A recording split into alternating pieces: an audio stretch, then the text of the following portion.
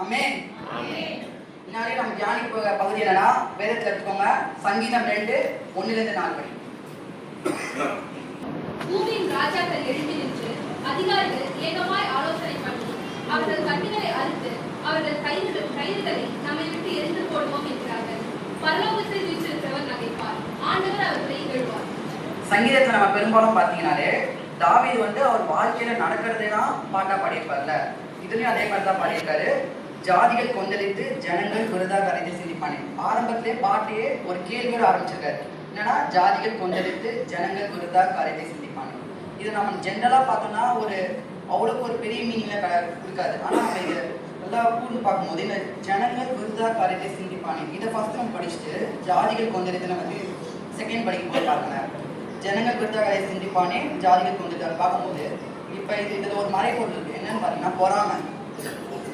பொறாமை எப்படி ஆரம்பிக்கணும்? ஒரு சின்ன எரிச்சல், ஒரு சின்ன விருதாவான சிந்தனை, ஒரு சின்ன காரியத்தில் ஆரம்பிக்கும். ஆனா கடைசியில முடிவு எப்படின்னா ஒரு கொந்தளிப்பு, ஒரு மரணமா முடியும். அதெல்லாம் இவர் ஜாதிகள் கொந்தளித்து ஜனங்கள் விருதா கரைத்தே சிந்திப்பானே நம்ம ஒரு பாடியிருக்காரு. அதுக்கடுத்து அவர் வாழ்க்கையில நடக்கிற கர்த்தருக்கு விரோதமாகவும் அவர் அபிஷேகம் பண்ணினவருக்கு விரோதமாகவும் பூமியின் ராஜாக்கள் எழுப்பி நின்று அதிகாரிகள் ஏகமே ஆலோசனை பண்ணி.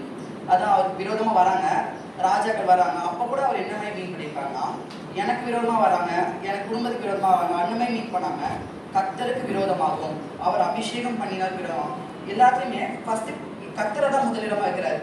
ஏன்னா மனுஷனுக்கு விரோதமா மனுஷன் தான் இவரு வீக் தானே, மனுஷனாய் ஒரு வீக் தானே. ஆனா கர்த்தர் பார்க்கும்போது எந்த மனுஷன் கர்த்தருக்கு முன்னாடி இருந்தாலும் மனுஷனா வீக்கு. ஆனா கர்த்தருக்கு விரோதமாகவும் அவர் அபிஷேகம் பண்ணினவருக்கு விரோதமாகும். அதுக்கப்புறம் அவரை முதன்மையா இருக்காங்க. அவர் அபிஷேகம், அதாவது கர்த்தர் அவர் கூட இருக்காரு, அவர் அபிஷேகம் பண்ணியிருக்காரு ஒரு விசுவாசம் எண்ணி அவர் அபிஷேகம் பண்ணவருக்கு விரோதமாகவும் பூமியின் ராஜாக்கள் எழுப்பி நின்று அதிகாரிகள் ஏகமாய் ஆலோசனை பண்ணி அவர்கள் கட்டுகளை அறுத்து அவர்கள் கைகளை நம்மை விட்டு எரிந்து போடும் என்கிறார்கள். அதான் தாவீது ஒட்டுமொத்தமா அழிச்சிடலாம், ஒட்டுமொத்தமா முறியடிச்சிடலாம் அந்த மாதிரி பிளான் பண்றதுதான் இவர் இப்படி பாடியிருக்காரு. ஆனா 4வது வசனத்தை பார்த்தீங்கன்னா பரலோகத்தில் வீற்றிருக்கிற நகைப்பார், ஆண்டவர் அவர்களை இகழ்வார். இது நம்ம 4 வருஷம் நம்ம 2வது வசனத்தை பார்த்தோம். கர்த்தருக்கு விரோதமா அவர் ஃபர்ஸ்ட் என்ன பண்ணாரு? கர்த்தரை தான் முதலிடமா வச்சாரு. அதனால அதுக்கடுத்தும் கர்த்தர் அபிஷேகம் பண்ணினவர் தான் முதலிடமா வச்சாரு. அவர் அவரே முதலிடமா வச்சிருந்தாருன்னா இவர் தோத்துருப்பாரு. ஆனா கர்த்தர்னால கர்த்தருக்கு விரோதம் மனுஷன் என்ன வேஸ்ட் ஆஃப் டைம் தான். மனுஷனா எதுவும் செய்யணும், கர்த்தர் எவ்வளவு பெரிய கர்த்தரும் நம்ம இல்ல. ஆனா அதனால அவர் 4வது வசனத்தை பரலோகத்தில் வீற்றிருக்கிற நகைப்பார், ஆண்டவர் அவர்களை இகழ்வார். அதாவது கர்த்தருக்கு விரோதமாக எதுவும் செய்ய முடியாதனால அவர் இந்த மாதிரி ஒரு நகை கூட பாடியிருக்காரு. ஆனா இதுல பாத்தீங்கன்னா ஃபர்ஸ்ட் அவருக்கு ஒரு கேள்வி ஆரம்பிச்சாரு.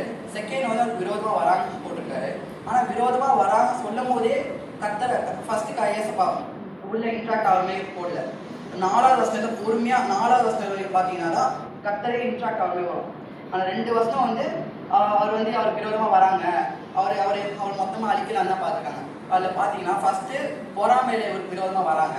ஆனா இவருக்கு பொறாமை வரும்போது இவர் சுயநீதி பிரகாரம் பண்ணியிருந்தாங்கன்னா 4வது வசனத்துல வர மாதிரி பல்லோர் வீட்டுக்கு நகைப்பார் அந்த மாதிரி கர்த்தரை இன்ட்ராக்ட் ஆயிருப்பாங்க. இவர் சுயநீதி பண்ணாம கர்த்தருக்காக பொறுமையா காத்திருந்தாரு. அது அழகா 4வது வசனத்துல பல்லோர் வீட்டுக்கு நகைப்பார், ஆண்டவர் அவர்களை இகழ்வார். இது எடுத்துக்காட்டாக நம்ம அவர் வாழ்க்கையில பார்த்தோம்னா வாசிங்க 1 சாமுவேல் 17வது அதிகாரம் 57வது வசனம். பெலிஸ்தர் போர் தொடுத்து வராங்க. அதுல பெலிஸ்தர் படையிலேயே ரொம்ப ஸ்ட்ராங்கான ஒரு சோல்ஜர் யாருன்னா கோலியாத்தை ஜெயிக்க முடியாம இஸ்ரவேலே கதி கலங்கும் போது தாவீது அசால்ட்டா ஜெயிச்சுட்டு வந்தாரு. அது ஒரு என்னமே ஒரு கல்லை வச்சு அடிச்சு ஜெயிச்சுட்டு வந்தாரு. இது ஆனா மட்டுமே 6 முழமும் 1 ஜான். இது நம்ம கூகுள்ல சர்ச் பண்ணி பார்த்தோம்னா 303 சென்டிமீட்டர். நானே 180 சென்டிமீட்டர். எனக்கு டபுளுக்கு கொஞ்சம் தான் கம்மியா இருக்கும். மேல ஃபேன் ஹைட்டுக்கு இருப்பாருன்னு பாத்தோங்களேன், அவ்வளவு ஹைட்டா இருப்பாரு. பிளஸ் அவர் போட்டு இந்த கவசம் போர் கவசம் எவ்வளவுன்னு பாத்தீங்கன்னா 5000 சேக்கல் 7 கிலோ. இவ்வளவு வெயிட்ட பேலன்ஸ் பண்ணி இவ்வளவு ஹைட்டா இருக்கிறது செம்ம கஷ்டம். ஆனா இவர் இவ்வளவு ஸ்ட்ராங்கா ஆனா அதனால இஷ்டவேலே பார்த்து கதி கிளம்பி இருக்கு. ஆனா இது தாவீது என்ன பண்ணாரு? கர்த்தர் அவர் கூட இருந்ததுனால அசால்ட்டா ஜெயிச்சுட்டு வந்தாரு. இவ்வளவு பெரிய விஷயம் நடந்து வந்தாரு. தாவீது பெலிஸ்தனை கொண்டு வந்தாலும் திரும்ப வரும்போது சவுலுக்கு முன்னாடி பெலிஸ்தனை தலையை கொண்டு வராரு. அப்போ கண்டிப்பா இவ்வளவு பெரிய சாகசம் செஞ்சோன்னே கேட்பாங்களா, நீ யாருடைய மகன்? விசாரிக்காம இருக்க மாட்டாங்களா? விசாரிக்கிறாங்க. நீ யாருடைய மகன்? 58 பாத்தீங்கன்னா நீ யாருடைய மகன்? அப்போ தாவீது சொல்றாரு, உம்முடைய அடியேனாகிய ஈசாயின் மகன். இவ்வளவு ஸ்ட்ராங் பிளஸ் இவ்வளவு தயவா பேசுறாரு, ரொம்ப தாழ்மையோட பேசுறாருல்ல. அதனால சவுலுக்கு என்ன ஆகும்? நான் பிடிச்சிடும் இவ்வளோ ஸ்ட்ராங்கா இருந்து இவ்வளோ ஹம்பலா இருக்க ரொம்ப ரேர்ல. ஸ்ட்ராங்கா இருந்தா ஒரு அதுக்கு ஒரு தனி கெத்து காட்டுவாங்க, அந்த மாதிரிலாம் பண்ணுவாங்க. ஆனா ஒரு இதுலயும் இந்த ஒரு ரொம்ப தாழ்மையா பேசுறதுனால சவுல் பிடிச்சி 18 அதிகாரத்தை பார்த்தீங்கன்னா சவுல் அவன் தகப்பன் வீட்டுக்கு திரும்பி போக விடாமல் அன்று முதல் தன்னிடத்தில் வைத்துக் கொண்டான். அதான் அந்த அந்த இவ்வளோ ஸ்ட்ராங் பிளஸ் இவ்வளோ தாழ்மையாக இருந்தாங்க. அன்னையிலேருந்து சவுல் வந்து தாவீது அவன் கூட வச்சுக்கினான். ஆனால் இது வரைக்கும் இவ்வளோ நல்லா போயிட்டு இருக்கு. ஆனால் இப்போ வந்து இந்த இவ்வளோ பெரிய போர் ஜெயிச்சதுனால கண்டிப்பாக ஒரு ஃபெஸ்டிவல் மேலே இருக்கும். அந்த ஃபெஸ்டிவலில் பார்த்தீங்கன்னா அங்கே பாடுற பெண்கள் பார்த்தீங்கன்னா வாசிங்க 1 சாமுவேல் 18வது அதிகாரம் 7, 8, 9.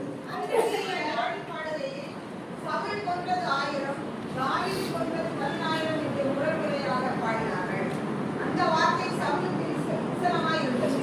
அவன் மிகுந்த எரிச்சல் அடைந்து, தாவீதுக்கு 10,000 எனக்கோ 1000 கொடுத்தார்கள், இன்னும் ராஜாங்கம் மாத்திரம் அவர்களுக்கு குறைவாய் இருக்கிறது என்று சொல்லி அந்நாள் முதற்கொண்டு சவுல் தாவீதை மகனாய் பார்த்தான். இந்த ஃபெஸ்டிவல் நடக்குதுன்னா அங்கே ஆடுற ஸ்ரீகள் என்ன பாடுறாங்க? சவுல் கொண்டது 1000, தாவீது கொண்டது 10,000. இது ஒரு சின்ன ஒரு பார்ட்டோட சென்டென்ஸ் தான்.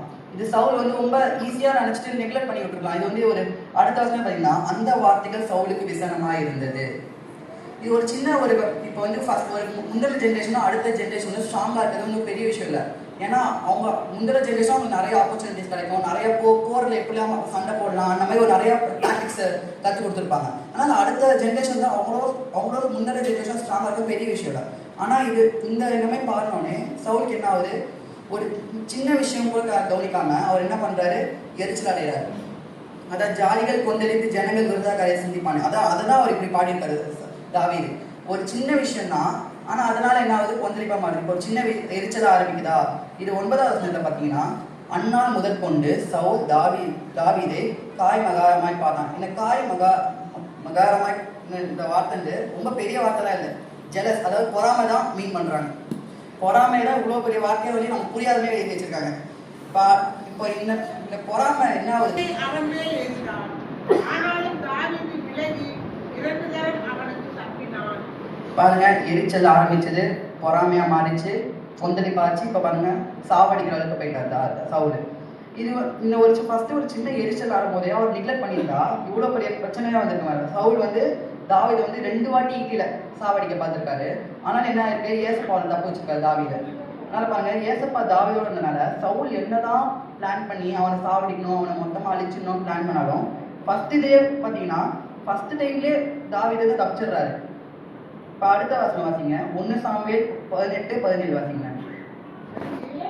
ஃபர்ஸ்ட் வந்து சவுல் வந்து தானே அவன் தாவீதை கொல்ல பார்ப்பாரு. ஆனால் அப்பவும் முடியல, தெரிஞ்சு போச்சு இதெல்லாம் நம்மளால செய்ய முடியாது.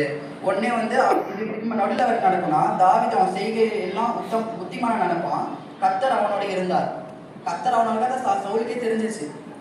அவன் கர்த்தர் தாவீதுக்கு பயந்துருவான். 15ல பார்த்தீங்கன்னா அவன் மகா புத்திமான நடக்கிறதை சவுல் கண்டு அவனுக்கு பயந்திருந்தான்.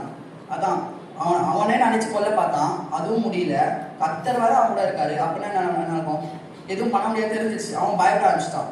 ஆனாலும் அவனை போறாம சின்ன எரிச்சல் ஆரம்பிச்ச போறான். வேற என்னாச்சும் பிளான் பண்ணுவோம், ஆனால் ஒரு அப்போ கூட நெக்லெக்ட் பண்ணுவோம். ஆனால் ஒரு இதுலேயே இல்லாமல் அடுத்த பிளான் பண்ணி இவனை சாவடிக்கணும்னு சொல்லிட்டு என் கையில பெலிஸ்தரின் கையே அவன் மேல் விழட்டும் என்று சொல்லி சவுல் நினைத்து கொண்டு சவுல் தாவீதை நோக்கி, இதோ என் மூத்த குமாரத்தியாகிய மேராவை உனக்கு மனைவியாக கொடுப்பேன். அதான் இப்போ வந்து இவன் வந்து தாவீதுக்கு அவன் சொந்த பொண்ணு மேரா வந்து மனைவியா கொடுத்து பெலிஸ்தர் கையில சாவடிச்சிருந்தான், போர்ல சாவடிச்சிருந்தான். இப்போ பாருங்க, ஃபர்ஸ்ட் ஒரு சின்ன பிளான் பண்ணாரு, அதுவும் பிளான் செயல்பட்டாவில். அடுத்தது பண்றாரு பாருங்க. நடுவில் இதற்கு பயந்துட்டாரு, ஆனாலும் இதை விடாம இந்த ஒரு சின்ன பொறாம எவ்வளவு தூரம் கொண்டு போகுது பாருங்க. எரிச்சல் ஆரம்பிச்ச பொறாம அது வந்து ஃபீட் பண்ண அதை ஃப்ளெஷ்ஷை ஃபீட் பண்ண அது ஃப்ளெஷ்ஷாக நிற்கிற மாதிரி இது ஃப்ளெஷ்ஷை ஃபீட் பண்றாரு. அதனால அவர் வந்து அது ஒரு பாவனே அவர் அறியாம நிற்கிறார் பாருங்க. இது இருந்தாலும் நாம அழிவோம், அதாவது நீதிமொழிகள் வரும்ல, பொறாமையின் எலும்பு இருக்கும்னு. அதே மாதிரி அவன் சொந்த குமாரத்தி மேரா கொடுக்க பார்க்கறாரு. ஆனா இப்ப அந்த மேரா அவன் சொந்த குமாரத்தி கொடுத்துட்டு தாவீது பெலிஸ்தர்களை செத்துட்டான்னா அவன் சொந்த குமாரத்தி விதவையாயிருவல்ல. இது அவன் கண்ணுக்கு தெரியல. இந்த பொறாமை எவ்வளோக்கு சின்ன எரிச்சல் ஆரம்பிச்ச பொறாமை எவ்வளோ கொண்டு போகுதுன்னா அவனே அவனை அழிச்சுக்கிறான். ஸ்டார்டிங்ல அவனுக்கு தெரியல நம்மளை அழிச்சிக்கணும், அது தெரியல. இப்போ பார்த்தீங்கன்னா சொந்த குமார்த்தி போறது தெரியல, ஒரு பொருட்டாவே இல்லை அவன் சொந்த குமார்த்தி போறது. அவன் வந்து அவனுக்கு தாவீதை சாவடிக்கணும் அந்த ஒரு மோட்டிவ்லேயே இருந்து அவன் குமார்த்தி போறது தெரியல. ஆனா இதுவும் நடக்காது. ஏசப்பா வந்து இதுலயும் தடுத்துடுவார். என்னன்னு பார்த்தீங்கன்னா 19 பார்த்தீங்கன்னா சவுலின் குமாரத்தியாகிய மேரா தாவீதுக்கு கொடுக்கப்படும் காலம் வந்தபோது அவள் மெகோலாத்தி அதரிலேக்கு மனைவியாக கொடுக்கப்பட்டார். இந்த பிளானும் நடக்கல. ஏன்னா என்ன அர்த்தம், கர்த்தர் தாவீதோட இருக்கார்ல, எவ்வளவுதான் சவுல் வந்து தாவீதுக்கு விரோதமா இவ்வளோ பிளான் பண்ணி எவ்வளவுதான் மாஸ்டர் பிளான் போட்டாலுமே நடக்காது. ஏன்னா யாரு தாவீதோட இருக்கார், ஏசப்பா. கர்த்தர் கூட நடக்கிறதுனால தாவீதுக்கு இவ்வளவுதான் விரோதமா சவுல் வந்தாலுமே சவுல பிளான் கேன்சல் ஆயிடும். ஆனா இப்போ இவ்வளோ பிளான் பண்ண சவுலோட முடிவு பார்ப்போமா? 1 சாமுவேல் 31:3 படி. சவுலுக்கு விரோதமாய் யுத்தம் நடந்தது. வில்வீரர் அவனைக் கண்டு நெருங்கினார்கள். அப்பொழுது சவுல் வில்வீரரால் மிகவும் காயப்பட்டு தன் ஆயுததாரியை நோக்கி, அந்த யுத்த சேதனம் இல்லாதவர்கள் வந்து என்னை குத்தி போட்டு அவனுடைய ஆயுததாரி மிகவும் பயப்பட்டதினால் அப்படி செய்ய மாட்டேன் என்றான். அப்பொழுது சவுல் பட்டயத்தை நட்டு அதன் மேல் விழுந்தான். சவுல் செத்து போனதை அவன் ஆயுததாரி கண்டபோது அவனும் தன் பட்டயத்தின் மேல் விழுந்து அவனோட கூட செத்து போனான். பாருங்க எவ்வளவு அற்பமான முடிவு சவுல். இவ்வளோ பிளான் பண்ணி தாவீதை கொல்லணும்னு பிளான் பண்ணாரு, ஆனா தாவீதை தப்பிச்சிட்டாரு. ஆனா சவுலோட முடிவு பார்த்தீங்கன்னா ஒரு அற்பமான முடிவு, தற்கொலை. ஒரு நேச்சுரல் டெத்தே இல்லை, ஒரு தற்கொலை தான் அவர் முடியுது. ஆனால் எனக்கு சின்ன எரிச்சல்னால அவர் வந்து அதை ஃபீட் பண்ணி கொந்தளிப்பா மாறிச்சு, இப்போ கொலையா மாறிச்சு, இப்போ அவர் தான் மரணம். எனக்கு சின்ன எரிச்சல்னால பார்த்தீங்கன்னா சவுல் அவர் மொத்த லைஃபையே வேஸ்ட் பண்ணிட்டார். பார்த்தீங்கன்னா கடைசி வரைக்கும் மோட்டிவே என்ன வச்சிருந்தாருன்னா தாவீதை கொல்லணும் அந்த மாதிரி தான் இருந்துச்சு. ஆனால் அட் த சேம் டைம் நம்ம தாவீது பக்கம் பார்த்தோம்னா சவுல் ஸ்டார்டிங்ல கொல்ல வரும்போதே தாவீது வந்து பொறுமையாக தான் இருந்தான். இத்தனைக்கும் கோலியாத்தை சாவடிச்சாருக்கு சவுலை சாவடிக்க ரொம்ப ஈஸி தானே. கோலியாத்தே தாவீது சாவடிச்சிட்டாரு.